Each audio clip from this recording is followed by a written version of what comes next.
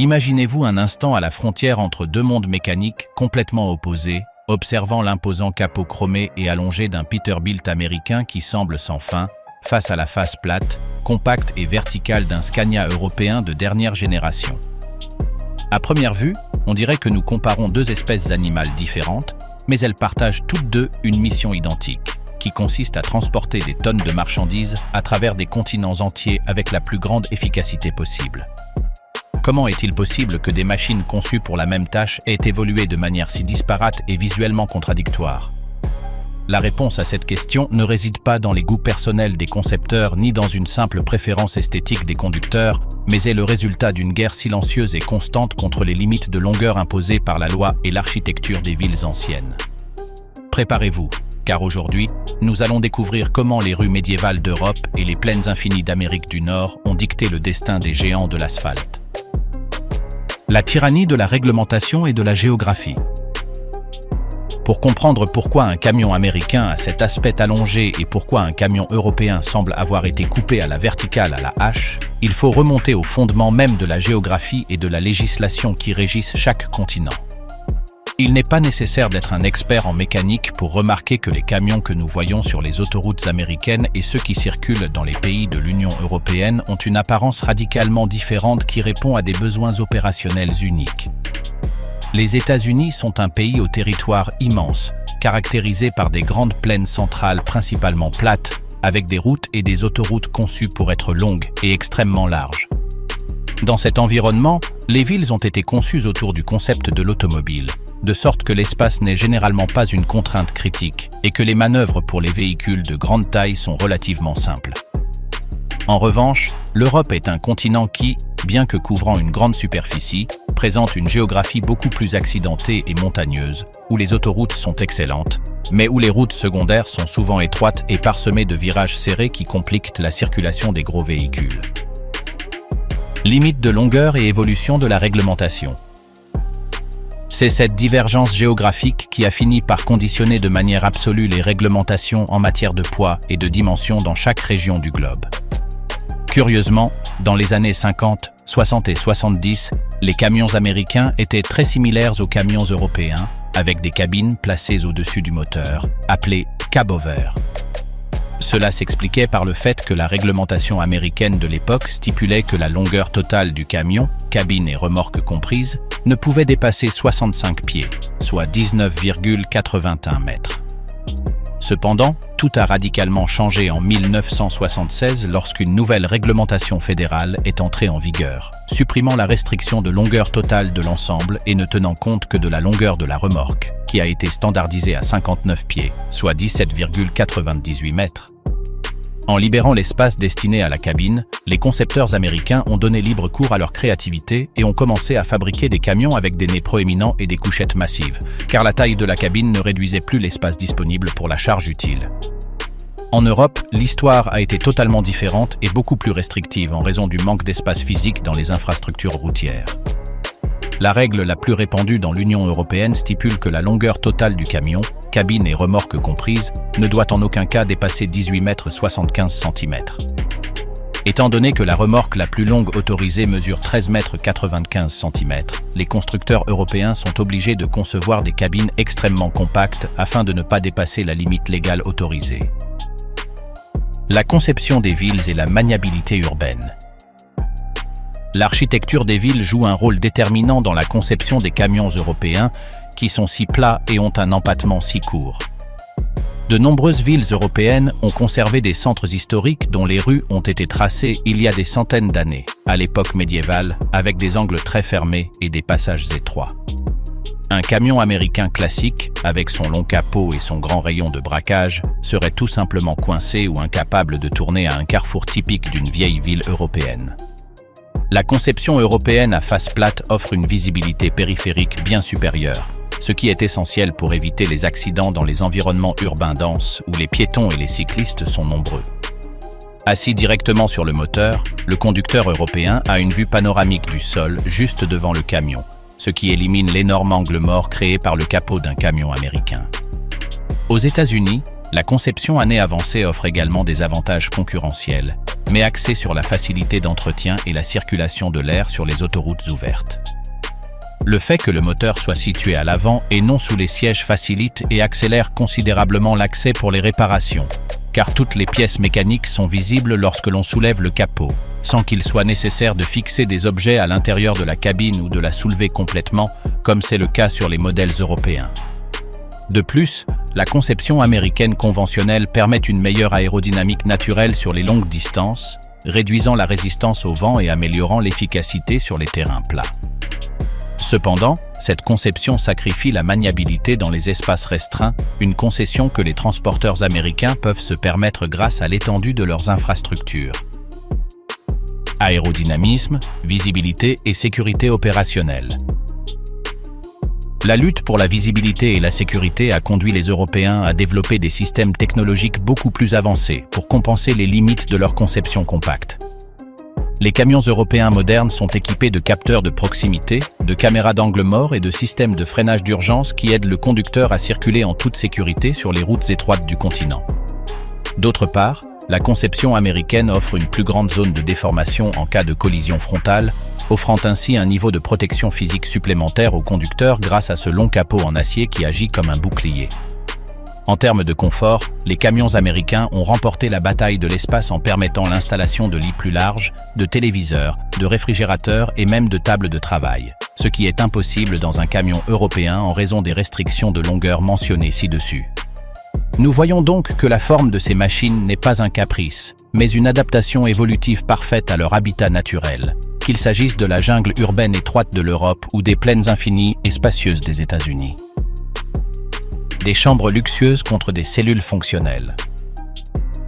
Pour comprendre pourquoi l'intérieur d'un camion peut être si différent selon le côté de l'océan où nous nous trouvons, nous devons cesser de considérer ces machines comme de simples outils de travail et commencer à les comprendre comme l'écosystème vital d'un être humain. La cabine est l'endroit où un conducteur professionnel passera 90% de son temps pendant des semaines ou des mois.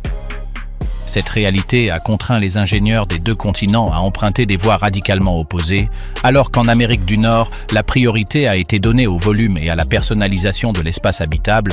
En Europe, l'ingénierie s'est orientée vers la micro-optimisation et l'ergonomie de haute précision afin de tirer parti de chaque millimètre disponible dans les limites légales. Dans ce chapitre, nous explorerons comment la structure de propriété du véhicule et les réglementations en matière de longueur ont créé deux façons de vivre la route qui semblent appartenir à des galaxies différentes.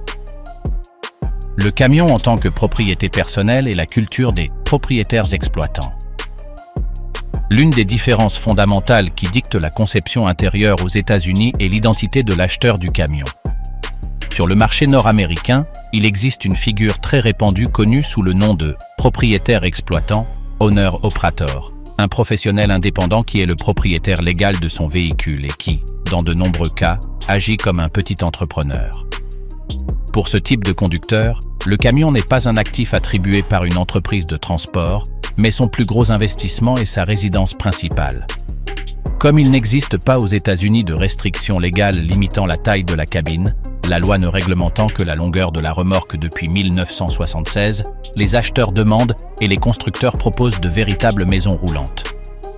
Cette liberté législative a donné naissance à des chambres à coucher luxueuses qui feraient pâlir de nombreux petits appartements. Dans un camion américain classique, l'espace derrière les sièges peut s'étendre sur plusieurs mètres, ce qui permet d'installer des lits doubles, des armoires en bois véritables, des téléviseurs grand format, des chaînes hi-fi, des micro-ondes et des réfrigérateurs de taille domestique. Le conducteur a la liberté de personnaliser son environnement de travail afin qu'il soit le reflet de sa propre personnalité, ce qui contribue à atténuer la solitude et le stress liés aux longues journées passées dans les plaines infinies du pays. Cette abondance d'espace n'est pas seulement une question d'ostentation, elle répond à une géographie où les aires de repos peuvent être distantes de plusieurs centaines de kilomètres, et où l'autonomie du conducteur pour cuisiner et dormir confortablement est vitale pour maintenir son efficacité et son moral pendant les traversées transcontinentales. Optimisation de l'espace en Europe, l'ingénierie du compact. Sur le continent européen, la réalité est diamétralement opposée. Les réglementations de l'Union européenne limitant la longueur totale de l'ensemble, cabine plus remorque, chaque centimètre ajouté à la couchette est un centimètre en moins pour la capacité de chargement de la remorque. C'est pourquoi les constructeurs européens ont dû devenir des maîtres en matière de conception industrielle et d'ergonomie afin d'offrir un confort dans les airs des espaces extrêmement réduits. Dans un camion européen, vous ne trouverez pas de cabine de 2 mètres de long, mais des cellules efficaces où chaque objet a une double fonction ou peut être replié lorsqu'il n'est pas utilisé. Pour compenser le manque de volume brut, des marques telles que MAN, Volvo ou Scania investissent des fortunes dans des systèmes qui améliorent le confort de conduite et l'habitabilité perçue. Cela inclut l'utilisation massive de systèmes pneumatiques qui réduisent les mouvements des cabines et des sièges avec de multiples réglages électriques et thermiques pour éviter la fatigue musculaire. Les constructeurs européens utilisent des matériaux de haute technologie pour l'insonorisation et des systèmes d'éclairage ambiant conçus pour réduire le stress psychologique lié à la vie dans un espace réduit. Alors que les Américains misent sur la taille, les Européens misent sur la sophistication, des tables de travail qui coulissent depuis le tableau de bord, des couchettes qui se replient à l'aide de systèmes hydrauliques et une disposition des commandes où tout est à portée de main sans que le conducteur ait à s'étirer. Il s'agit d'une philosophie de conception qui privilégie l'agilité et la fonctionnalité extrême pour naviguer dans les rues étroites des villes européennes où un camion américain ne pourrait tout simplement pas manœuvrer. L'ergonomie de l'accès, des escaliers contre des couloirs. Même la façon d'entrer dans le camion révèle la différence philosophique entre les deux mondes. Dans la conception européenne, la cabine étant située directement au-dessus du moteur, cabot vert, le conducteur doit effectuer un exercice d'escalade verticale. Pour accéder au poste de conduite, il doit monter plusieurs marches intégrées sur le côté du camion, ce qui nécessite un effort physique constant chaque fois que le conducteur doit descendre pour une livraison ou une formalité. Cependant, une fois en haut, le conducteur bénéficie d'une visibilité panoramique inégalée, car il n'y a pas de capot qui lui cache la vue du sol, ce qui est essentiel pour la sécurité dans les environnements urbains denses.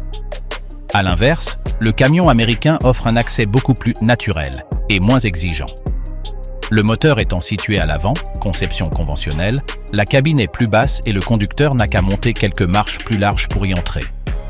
Une fois à l'intérieur, l'espace est généralement suffisamment haut pour qu'une personne puisse se tenir debout et se déplacer sans encombre du siège conducteur à la zone de repos arrière.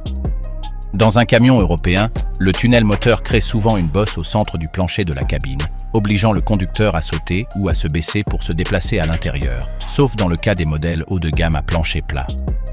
Cette différence d'accès s'étend également à l'entretien.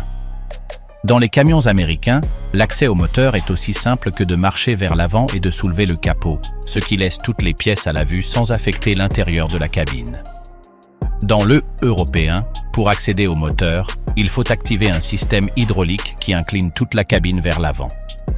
Cela signifie que le conducteur doit absolument sécuriser tout ce qui se trouve à l'intérieur du camion, téléviseur, nourriture, effets personnels, avant d'effectuer toute réparation, sinon tout finirait par s'écraser contre le pare-brise. Ce contraste souligne une fois de plus la priorité américaine accordée à la simplicité et à la propriété privée par rapport à la priorité européenne accordée à la compacité et à l'efficacité de l'espace partagé. C'est pourquoi l'intérieur d'un camion est le reflet direct des lois et de la géographie de son continent. Alors que le camion américain est le prolongement du rêve de liberté et de propriété privée avec des espaces qui ressemblent à des maisons, le camion européen est un prodige d'ingénierie de précision qui vise le bien-être du conducteur dans un conteneur d'une efficacité logistique maximale. Deux solutions différentes pour un même défi, rendre le long chemin du retour un peu plus confortable pour les héros qui font tourner l'économie mondiale. Mécanique, transmission et guerre du diesel. En soulevant le capot d'un géant américain ou en inclinant la cabine d'un titan européen, on découvre le résultat de décennies de philosophie d'ingénierie opposées, forgées par la nécessité, le coût du carburant et la topographie. À ce niveau de l'industrie, chaque composant mécanique est une déclaration de principe. Alors qu'aux États-Unis, la simplicité mécanique et la durabilité brute ont été les piliers de la conception, en Europe, la complexité technique et l'efficacité thermodynamique ont dicté la voie à suivre. Cette guerre du diesel ne se livre pas seulement dans les laboratoires d'essais, mais aussi à chaque ascension des Alpes ou à chaque traversée des plaines du Nebraska, où la puissance et la consommation déterminent qui survit dans un marché logistique de plus en plus vorace. Configuration du moteur, le cœur de la bête. La différence la plus évidente lorsqu'on analyse les groupes motopropulseurs est la disposition physique et l'accès aux composants. Aux États-Unis, grâce à l'absence de restrictions strictes en matière de longueur de cabine, les ingénieurs ont la liberté d'opter pour des moteurs 6 cylindres en ligne à grande cylindrée.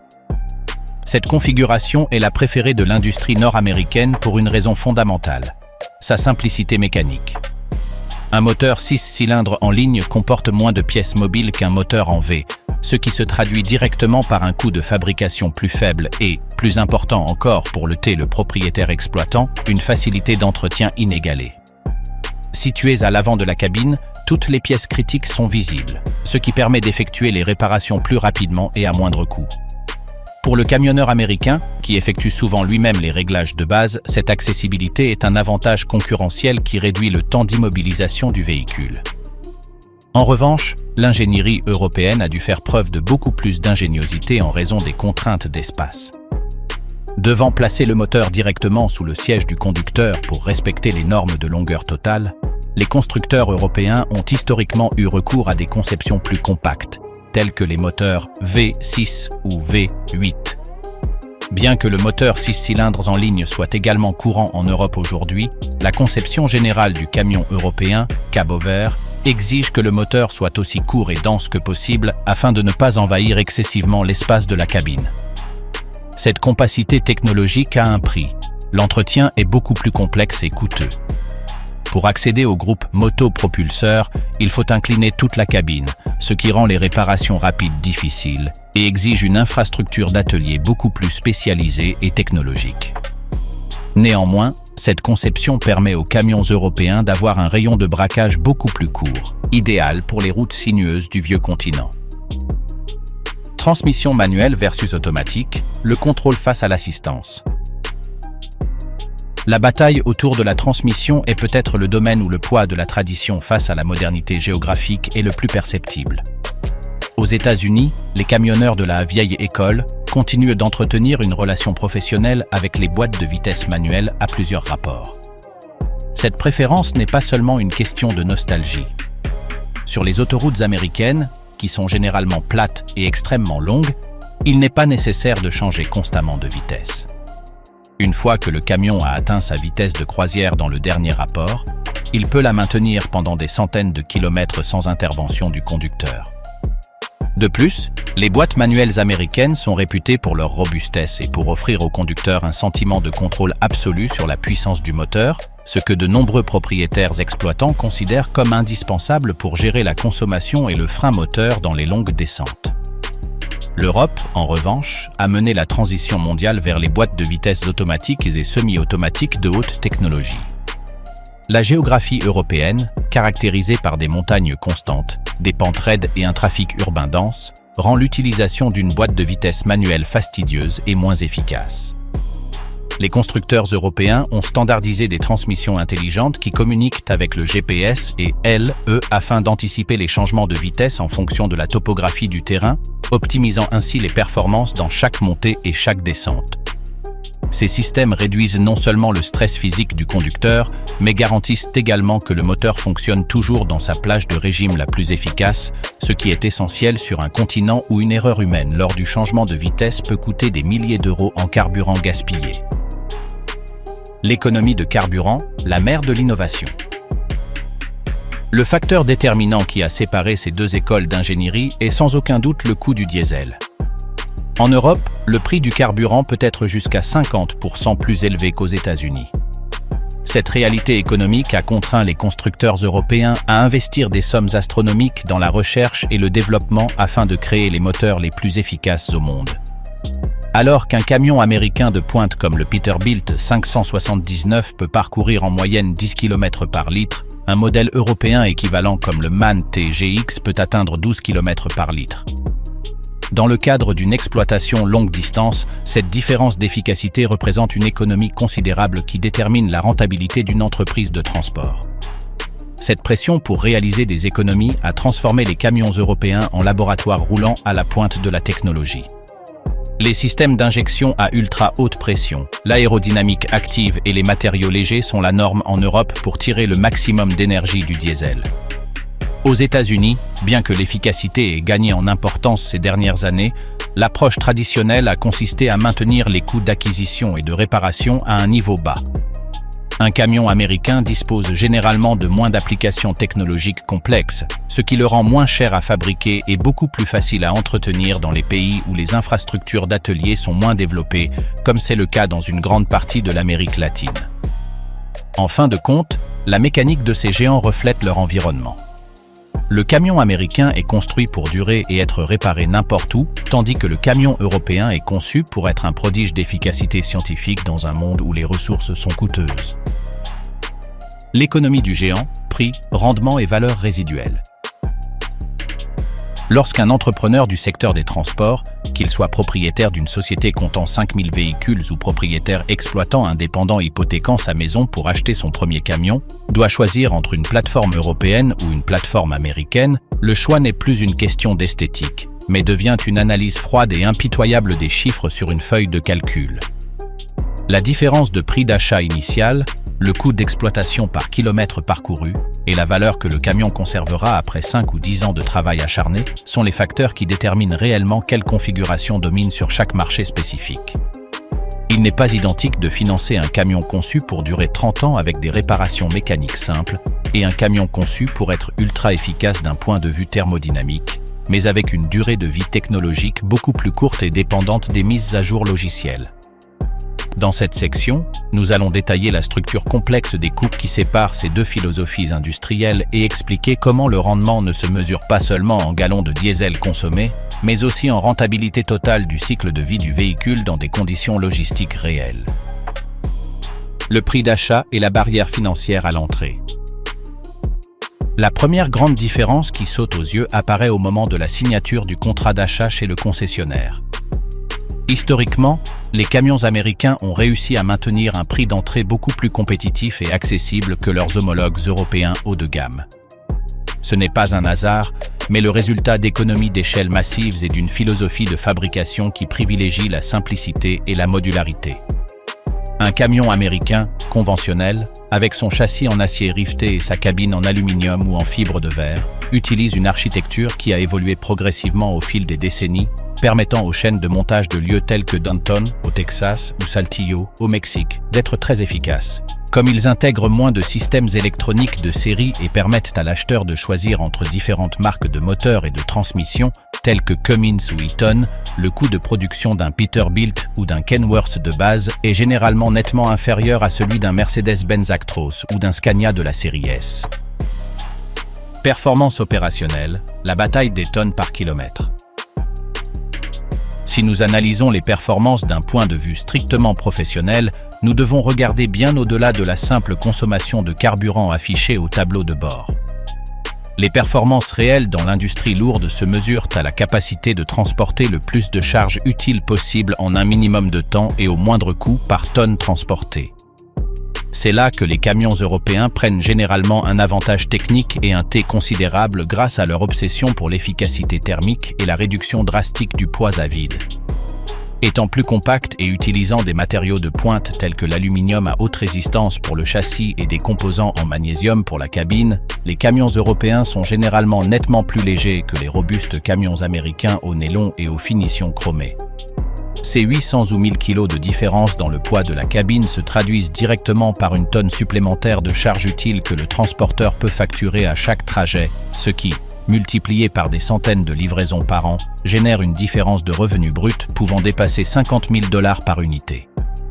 En termes de rendement spécifique du carburant, l'avantage européen est le fruit d'une ingénierie de précision extrême. Les moteurs européens sont conçus pour fonctionner dans une plage de tours par minute très étroite et extrêmement basse, tirant parti du couple maximal à partir de 900 tours, ce qui réduit les frottements internes et maximise l'énergie extraite de chaque goutte de diesel. Cependant, le camion américain riposte avec sa durabilité légendaire dans des conditions de charge élevées et sur des terrains hostiles. Sur les routes où l'utilisation de configurations à double remorque ou fulls est autorisée, le moteur américain de 15 litres fait preuve d'une résilience structurelle supérieure. Un moteur américain à grande cylindrée peut fonctionner sous une charge de 60 ou 70 tonnes pendant des années sans montrer de signes de fatigue des métaux, tandis qu'un moteur européen à plus petite cylindrée, bien que plus efficace, pourrait nécessiter un entretien beaucoup plus préventif et délicat dans ces mêmes conditions d'effort extrêmes, ce qui finit par égaliser les coûts d'exploitation à la fin de l'exercice comptable. La valeur résiduelle et la seconde vie sur les marchés secondaires. Un aspect critique et souvent négligé de l'économie des transports est la valeur de revente ou la valeur résiduelle de l'actif après avoir accompli son premier cycle de vie de 5 à 7 ans. C'est là que la conception américaine reprend une avance incontestable dans la plupart des pays du monde, en particulier dans les pays en développement. Grâce à sa mécanique plus simple, son architecture ouverte et l'abondance de pièces de rechange génériques ou d'autres marques compatibles, un camion américain de 10 ans reste un outil de travail extrêmement convoité et précieux. C'est un véhicule facile à réparer dans un garage routier, facile à comprendre pour tout mécanicien expérimenté, et sa conception classique ne se démode pas et ne devient pas obsolète technologiquement du jour au lendemain. À l'inverse, un camion européen de 10 ans peut rapidement devenir un cauchemar financier pour un petit propriétaire si ses systèmes électroniques avancés commencent à présenter des défaillances intermittentes. Le coût de remplacement d'un capteur radar, d'une unité de contrôle de transmission ou d'un module de post-traitement des gaz d'échappement d'origine peut largement dépasser la valeur marchande du véhicule lui-même sur le marché de l'occasion. Cette réalité crée un cycle de vie très différent pour chaque type de machine. Les camions européens sont généralement exploités par de grandes flottes d'entreprises qui les maintiennent sous des contrats de service complets d'usine et les vendent avant l'expiration des garanties prolongées. Les camions américains, en revanche, ont souvent plusieurs vies, passant des grandes flottes aux propriétaires exploitants, puis aux petites coopératives de transport local, ce qui leur permet de conserver un prix de marché solide et une liquidité immédiate que très peu d'actifs industriels peuvent égaler. Coût de maintenance préventive par rapport à la maintenance corrective. Pour approfondir encore davantage, nous devons parler de la philosophie de la maintenance. Le camion européen est conçu selon le concept de maintenance prédictive. L'ordinateur du véhicule analyse le style de conduite, la qualité de l'huile et les températures de fonctionnement pour indiquer exactement quand il faut se rendre à l'atelier. Cela optimise le temps de fonctionnement, mais nécessite une infrastructure de concessionnaire hautement technicisée.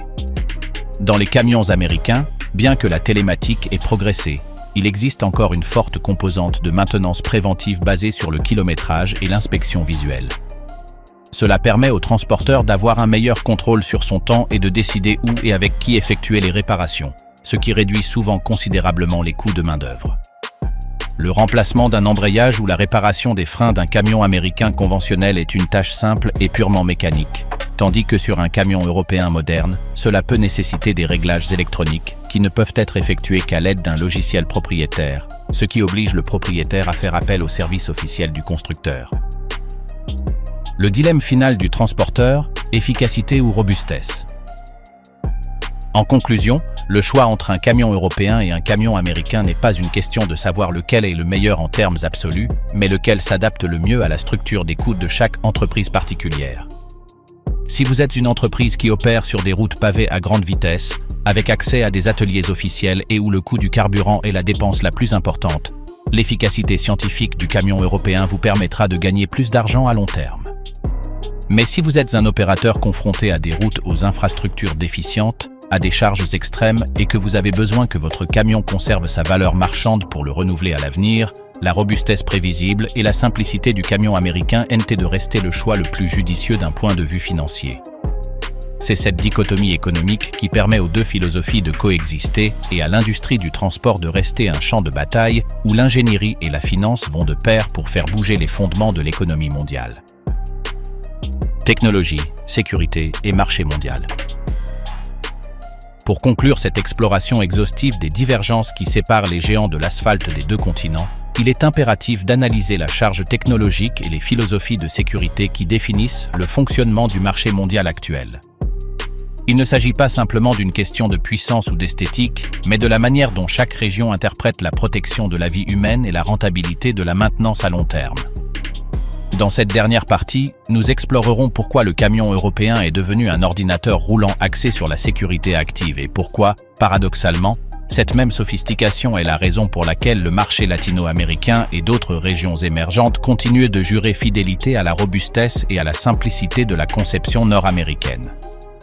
Nous sommes confrontés à un scénario où la technologie de pointe se heurte à la réalité pratique des ateliers routiers, créant un écosystème où la convergence est la seule issue possible pour l'avenir du transport. Sécurité active, le cerveau électronique européen. En Europe, la sécurité n'est pas négociable et s'entend principalement comme une question de prévention, ce que l'on appelle la sécurité active. En raison de la densité de population, de l'étroitesse des routes et de la cohabitation constante avec les piétons et les cyclistes dans des environnements urbains compacts, les constructeurs européens ont été les premiers à mettre en œuvre à grande échelle des systèmes d'assistance électronique. Un camion européen moderne est une merveille de vision artificielle. Il est équipé d'un réseau de capteurs radars et de caméras haute définition qui couvrent les 360 degrés du véhicule.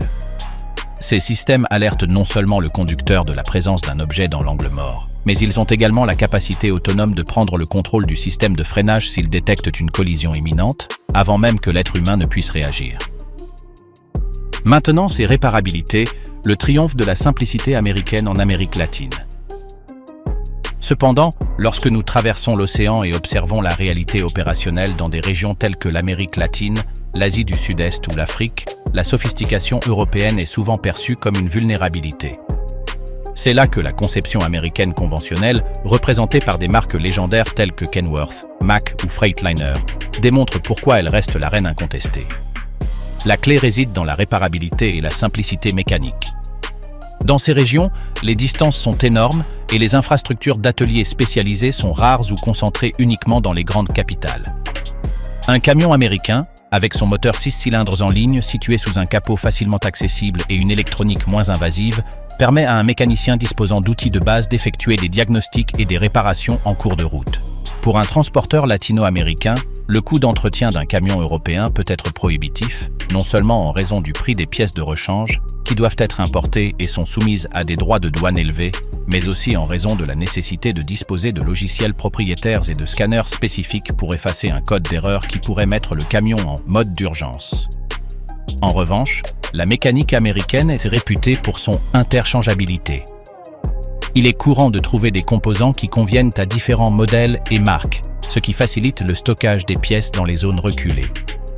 La robustesse des châssis américains, conçus pour résister aux vibrations des routes qui ne sont pas toujours en parfait état, offre une durabilité brute que l'ingénierie européenne, plus délicate, a parfois du mal à égaler dans des conditions d'utilisation extrêmes en dehors des autoroutes de premier ordre.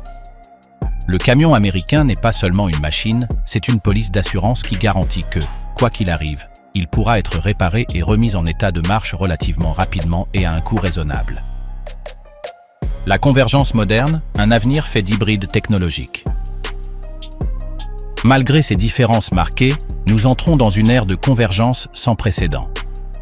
Les grandes entreprises mondiales de transport ont commencé à fusionner leurs technologies pour créer des camions qui tentent d'offrir le meilleur des deux mondes. Ce n'est pas un hasard si Volvo et Mack appartiennent au même groupe, ou si Daimler est la maison mère de Mercedes-Benz et de Freightliner.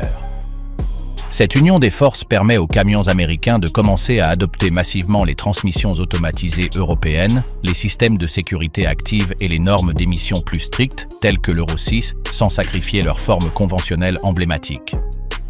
D'autre part, les constructeurs européens commencent à explorer des conceptions de cabines légèrement plus longues et plus aérodynamiques, profitant des récentes modifications de la législation de l'Union européenne qui autorise quelques centimètres supplémentaires s'ils sont destinés à améliorer la sécurité et le rendement énergétique. Nous voyons comment le nez américain devient un peu plus incurvé et technologique, tandis que le nez plat européen devient plus habitable et aérodynamique. Cette convergence est motivée par la course à la décarbonisation et à l'électrification. Tant en Europe qu'aux États-Unis, l'avenir est électrique ou hydrogène, et ces nouvelles énergies exigent des conceptions qui minimisent la résistance au vent et maximisent l'efficacité du poids, indépendamment de la tradition culturelle de chaque région. En fin de compte, la divergence entre les camions européens et américains témoigne de manière fascinante de la façon dont l'ingénierie s'adapte à l'environnement. Le camion européen est un scalpel de précision, conçu pour une efficacité maximale dans un espace minimal et sous une surveillance réglementaire constante.